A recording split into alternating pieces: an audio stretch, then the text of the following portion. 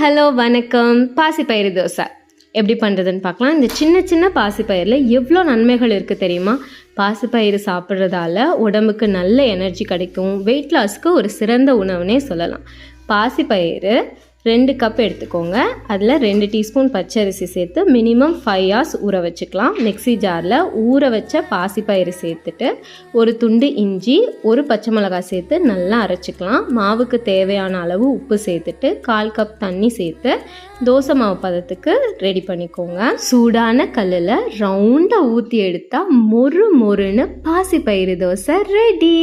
Healthy ரெசிபீஸ்க்கு healthy foods with Nandhu Sakthi follow பண்ணுங்கள். பிடிச்சிருந்தா லைக், ஷேர் அண்ட் சப்ஸ்கிரைப். உங்கள் ஒரு லைக்கும் எனக்கு ரொம்ப பெரிய மோட்டிவேஷன். அடுத்து என்ன ரெசிபி வேணும்னு கமெண்ட் பண்ணுங்கள். தேங்க்யூ.